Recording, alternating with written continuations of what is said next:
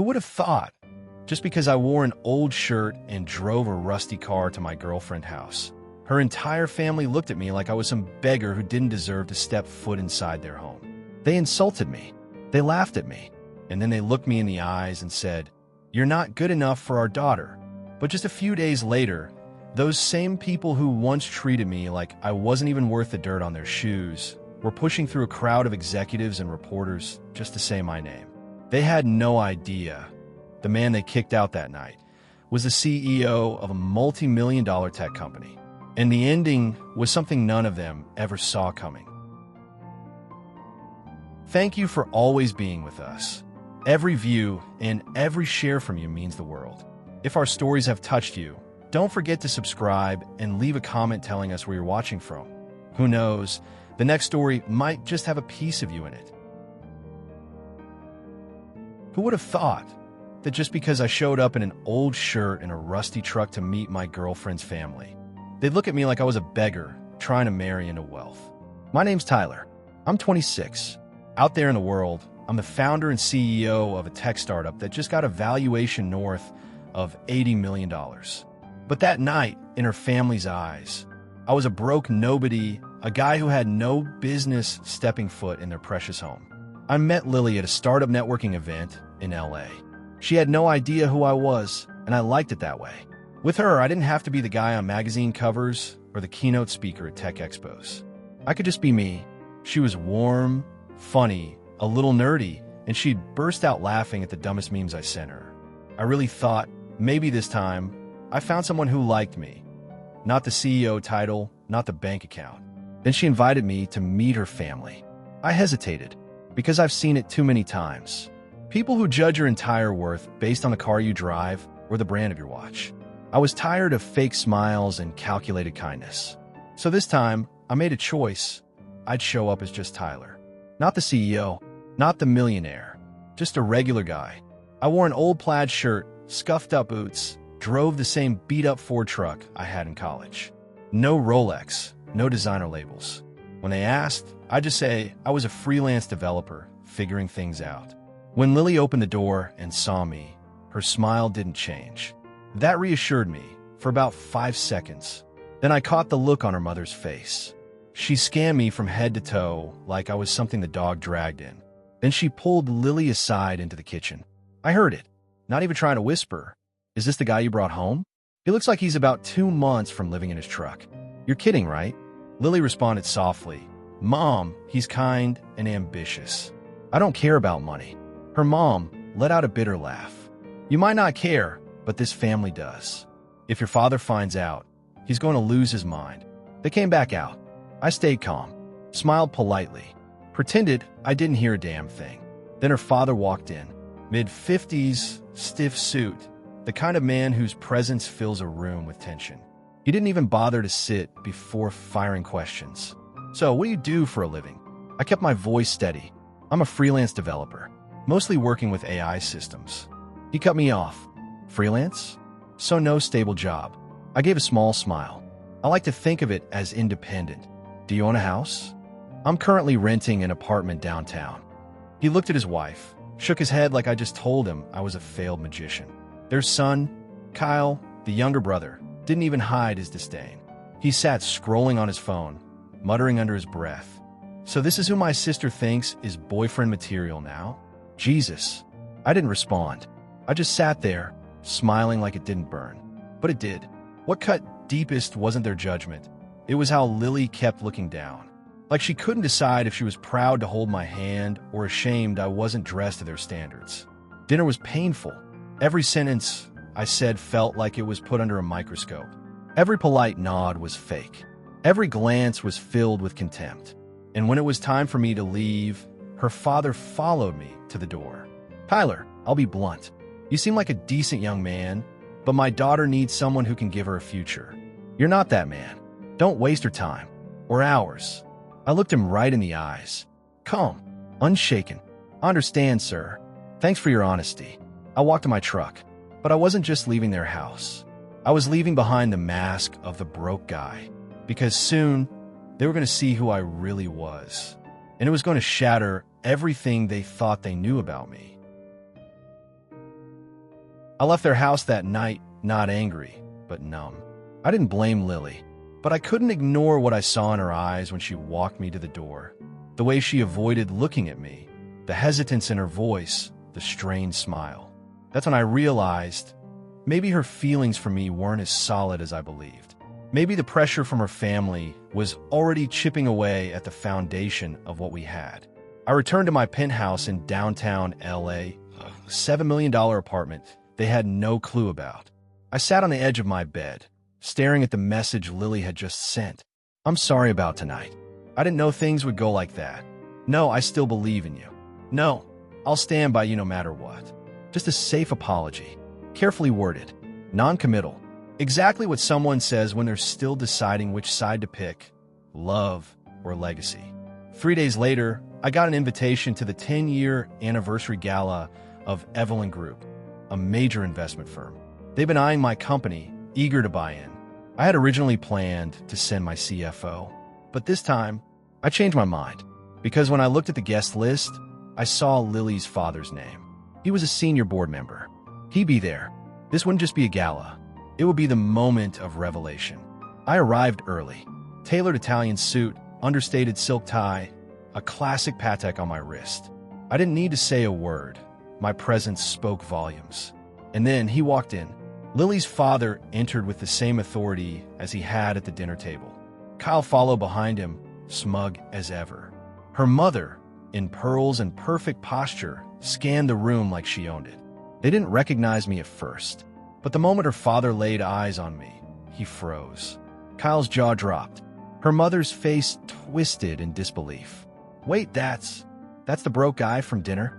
Before they could process it, the chairman of Evelyn walked up and threw an arm around me. "Tyler, glad you made it. Everyone's been waiting for your presentation. You're the highlight of tonight." We shook hands. I gave a modest smile, but inside, I felt the tectonic shift happening in their worldviews. I saw the murmurs begin, the sideways glances, and then the spotlight hit me as I walked toward the main stage. I began my speech with a single sentence. Someone once told me I wasn't good enough for his daughter, that I had no job, no house, no future. Tonight, I want to thank that man for reminding me that silence can be the loudest form of revenge. The room went quiet. Flashbulbs popped. Faces turned. And across the room, her father sat there, frozen, pale, gripping his whiskey glass like it might shatter. After the speech, he approached me. "Tyler, I didn't realize. I had no idea." I looked at him, calm as ever. "It's all right, sir. I understand. It's easy to misjudge people when you're used to assigning value based on appearances." Kyle followed, his voice barely a whisper. "Wait, you that Tyler Nash? The guy who raised $30 million from Silicon investors?" I didn't answer. I just smiled. Then I saw her, Lily, standing near the back of the room. She had been there the whole time, silent, watching, eyes wide, lips trembling. She walked toward me slowly, voice cracking as she spoke. "Tyler, I'm sorry. I didn't know everything would spiral like this. I didn't want to lose you.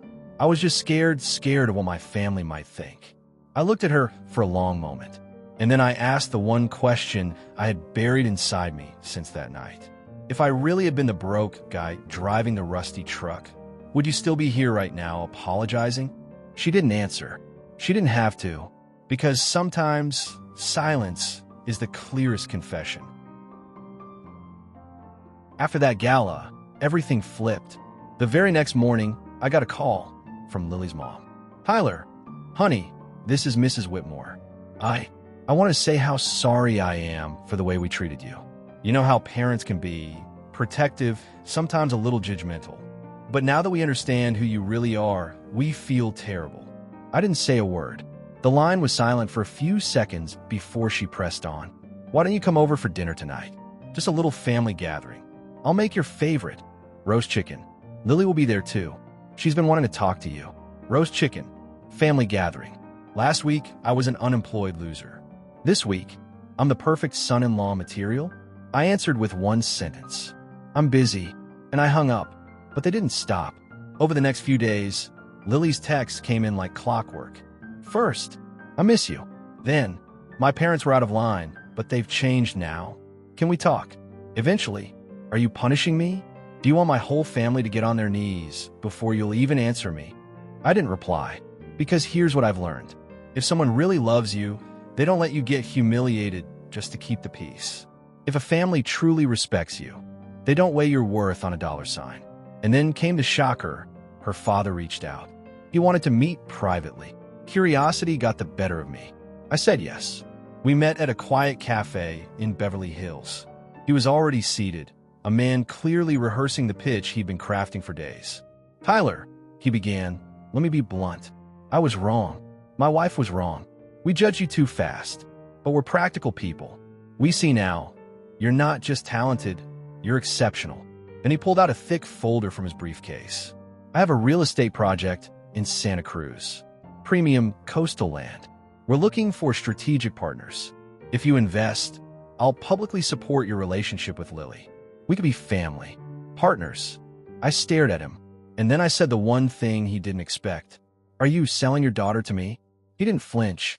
No, I'm offering you a mutually beneficial alliance. A win-win. There it was. To this man, I wasn't a person. I was leverage. And Lily? She was a bargaining chip. I stood up. I'm not interested. In the deal, or in Lily. He didn't take that well. You're walking away from a woman who still loves you. From a family willing to embrace you despite how things started. I paused at the door and turned to him. I'm walking away from a family that spat on me when they thought I had nothing, and only opened their arms once they realized I had everything. Then I left. This time for good, or so I thought, because the final chapter of this story, the one no one expected, was just around the corner. I thought it was over after that meeting with her father, but I was wrong, because this time, Lily showed up at my door. It was pouring outside. Her hair was soaked, her eyes red like she'd been crying for hours. She didn't text, didn't call, just stood there on the balcony of my penthouse, trembling like someone who had nothing left to lose. The moment I opened the door, she collapsed into my arms. Tyler, please, don't shut me out. I'm sorry. I should have stood up for you. I was scared, but I never stopped loving you. I said nothing. She clung to me like I was her last lifeline, but the warmth I once felt in her touch was gone. We sat on the couch in silence. She stared at me, voice shaking. My family, they were wrong. I was wrong. I let them get into my head, but I want to fix this. I want us back. I don't care what they say anymore. I don't need their approval. I looked at her, this woman I once thought was the one, and I asked the question that had been burning inside me since the night her father told me I wasn't good enough. Lily, if I were still that guy in the old shirt, driving the rusty truck, no money, no name, would you be sitting here right now? She froze, didn't speak, didn't even breathe. Tyler, that's not fair, she whispered. You're not that guy. You never were. I nodded slowly. Exactly, because that was the answer. Right there. She couldn't say yes, because deep down, we both knew if I had truly been broke, she wouldn't have fought for me. She stood up, pulled a small velvet box from her coat pocket. Inside was a ring. Simple, unassuming. I bought this, not to propose, but to remind myself that if I ever lost you, at least I tried to make it right. I didn't take it. You didn't lose me because you didn't try, Lily. You lost me because the moment your family humiliated me, you stood there in silence. Tears streamed down her face, but mine didn't come. I had cried already. The night I saw her look away while her father called me a nobody. She walked out into the rain, didn't look back, didn't say another word. Months passed. I moved forward, expanded the company, opened another branch in Seattle, dated a few women, but none of them stayed long. I wasn't quick to trust smiles or soft promises anymore.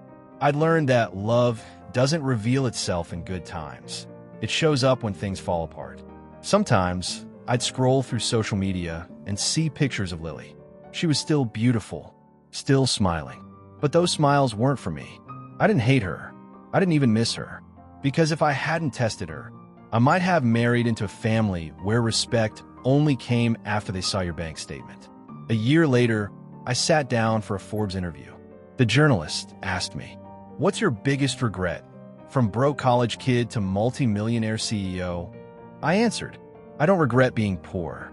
I regret trusting the look in someone's eyes before realizing they were too afraid to meet mine when things got tough. He nodded, scribbled on his notepad. I turned back to the window, watching the busy city below.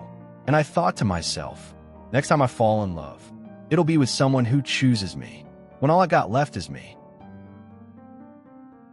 Subscribe to the channel now and turn on the notification bell so you won't miss the next story about betrayal, revenge, and redemption.